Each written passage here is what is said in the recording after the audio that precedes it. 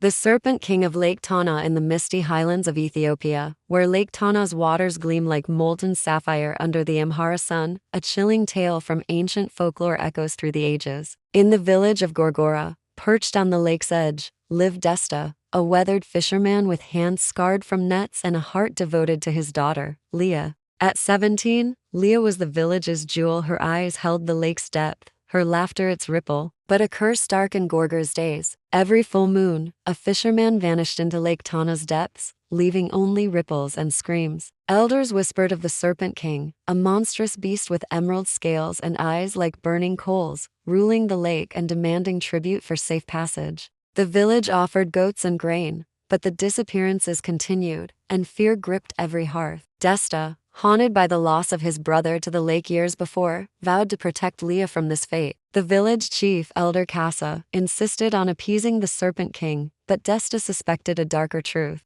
He sought answers from Yerd, a reclusive hermit living in a cave above the lake, rumored to know ancient secrets. Yerd revealed a scandalous truth. The Serpent King was no mere beast but Prince Tewodros, cursed by a sorceress named Zufan centuries ago. Tewodros, a dashing Axumite prince, had spurned Zufan's love, choosing another. In revenge, she bound his soul to the lake, transforming him into a serpent by night, human by day, doomed to demand sacrifices until a pure heart broke the spell. Yerd warned that the curse lay in a hidden relic, a sapphire amulet buried on an island in Tana's heart, but retrieving it meant facing the serpent's wrath. Meanwhile, Liya, bold and defiant, grew restless under Desta's protectiveness. One evening, she slipped to the lake's edge and met Elias, a charismatic stranger with a fisherman's net and a smile that stirred her soul. His tales of distant lands and intimate knowledge of Tana's currents drew her in, sparking a forbidden romance. They met nightly,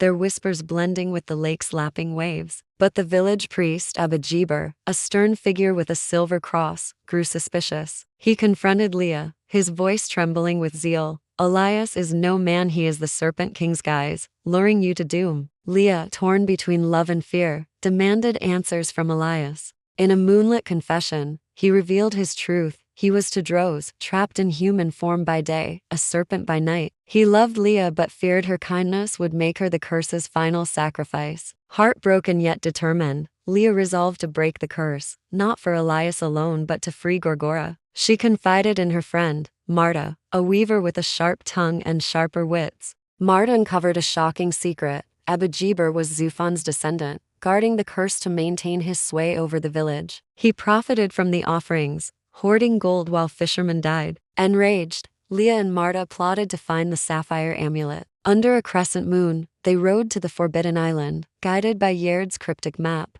There, in a cave guarded by venomous snakes, they found the amulet, pulsing with eerie light. But Abba, spying on their plan, ambushed them, revealing his own twist. He had poisoned Desta's water, leaving him bedridden to force Liya's compliance. The priest demanded the amulet, vowing to strengthen the curse and drown Gorgora if defied. As the full moon rose, Liya returned to the village, amulet in hand. The lake churned, and the Serpent King emerged, its scales glinting like 1,000 emeralds. Elias, flickering between man and beast, pleaded with Liya to flee, but she stood firm, holding the amulet aloft. Abba, desperate, chanted a dark incantation, summoning a storm to sink the village. In a heart-stopping moment, Liya dove into the lake, offering the amulet and her love as the pure heart to break the curse. The waters boiled, lightning cracked, and Tewodros's form shifted, his serpent scales dissolving into human flesh. But the storm raged on, Abba spell spiraling out of control. Marta, wielding a fisherman's spear, struck the priest, breaking his chant.